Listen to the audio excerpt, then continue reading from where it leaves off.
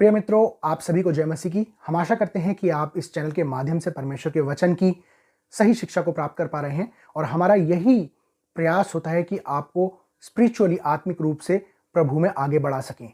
आज का विषय हमारे व्यक्तिगत जीवन के लिए बहुत ही ज़्यादा इंपॉर्टेंट है, इसलिए इस वीडियो को आप अंत तक जरूर देखना। यदि आपने हमारा चैनल सब्सक्राइब नहीं किया है तो अभी इसी वक्त आप हमारा चैनल सब्सक्राइब कर दीजिए और बेल आइकन को भी दबा दीजिए ताकि आने वाली नोटिफिकेशंस आपको मिल सके, आने वाली वीडियोस आपको मिल सके। और यदि हमारे चैनल पर कोई आज नया है और पहली बार हमारे चैनल को विजिट किया है तो वो भी हमारे चैनल को सब्सक्राइब करें ताकि वो भी हमारी वीडियोस को प्राप्त कर सकें।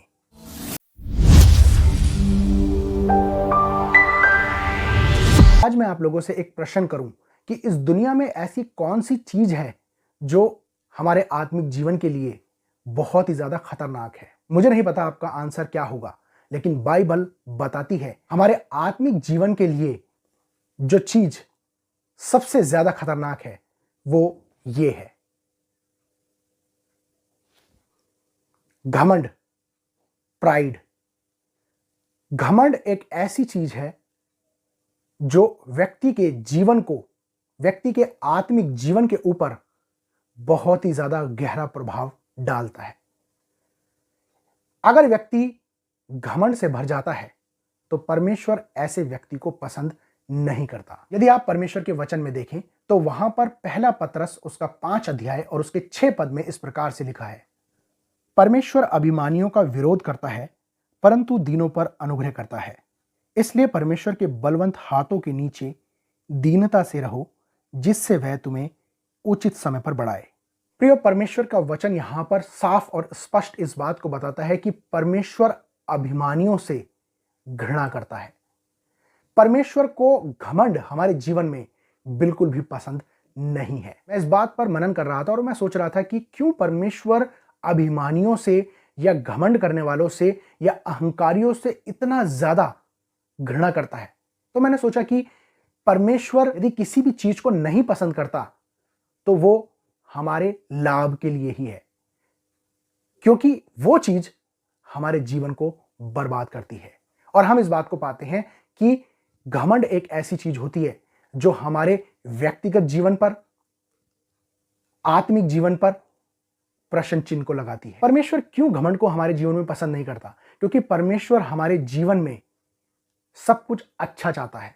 परमेश्वर चाहता है कि हम अच्छी चीजों की खोज करें, हम दीनता और नम्रता के साथ अपने जीवन को व्यतीत करें, और यह परमेश्वर हमारे जीवन से चाहता है।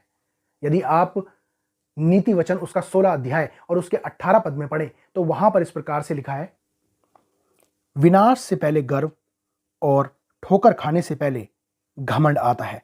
मैं आपको बताना चाहता हूं कि शैतान पहले शैतान नहीं था, बल्कि वो पहले एक बहुत खूबसूरत स्वर्गदूत था, लेकिन घमंड के कारण वो एक खूबसूरत स्वर्गदूत से शैतान बन गया। एक स्वर्गदूत जो बहुत बड़ी रिस्पॉन्सिबिलिटी के साथ परमेश्वर की महिमा में अपने जीवन को व्यतीत करता था, उसको ऊपर से नीचे फेंक दिया। और परमेश्वर के वचन में इस विषय में लिखा है, यदि हम शैतान के विषय में बाइबल में देखें तो हम यशाया उसका 14 अध्याय और उसके 12 पद से पढ़ें तो वहां पर हम पाते हैं कि किस प्रकार से एक खूबसूरत स्वर्गदूत शैतान में तब्दील हो गया।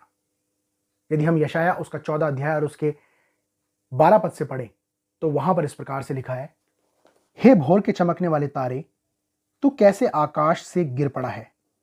तू जो जाति जाति को हरा देता था, तू अब कैसे काटकर भूमि पर गिराया गया है। तू मन में तो कहता था, मैं स्वर्ग में चढ़ूंगा, मैं अपने सिंहासन को ईश्वर के तारागढ़ से अधिक ऊंचा करूंगा और उत्तर दिशा की छोर तक सभा के पर्वत पर विराजूंगा। मैं मेघों से भी ऊंचे ऊंचे स्थानों के ऊपर चढ़ूंगा, मैं परम प्रधान के तुल्य हो जाऊंगा। यहां पर हम एक चीज को पाते हैं कि वो स्वर्गदूत परमेश्वर के तुल्य होना चाहता है। परमेश्वर कभी भी किसी भी व्यक्ति के जीवन में घमंड नहीं पसंद करता, क्योंकि परमेश्वर इस बात को जानता है कि कोई भी व्यक्ति जब घमंड करता है तो वहीं से उसका डाउनफॉल शुरू हो जाता है, वहीं से उसका पतन होना शुरू हो जाता है। बाइबल के अंदर उजिया राजा के विषय में हम देखते हैं और हम पाते हैं कि वो 16 वर्ष की उम्र में वो राज्य करना शुरू करता है और 52 वर्षों तक वो राज्य करता है। लेकिन एक घमंड आने की वजह से उसका पूरा साम्राज्य खत्म हो जाता है। प्रिय मित्रों, आज प्रतिदिन के जीवन में दीनता और नम्रता के साथ हमें जीवन को जीने की आवश्यकता है। परमेश्वर का वचन इस बात को बताता है कि जब हम दीनता और नम्रता के साथ अपने जीवन को जीते हैं तो वो ठीक समय पर हमें बढ़ाता है। जीवन में आगे बढ़ने के लिए दीनता और नम्रता का होना हमारे जीवन में बहुत ही ज्यादा जरूरी है। और जब हम दीन और नम्र होकर अपने जीवन को जीते हैं तो परमेश्वर का वचन इस बात को बताता है कि वो ठीक समय पर हमें आगे बढ़ाएगा। इसलिए दीनता और नम्रता के साथ अपने जीवन को जिए।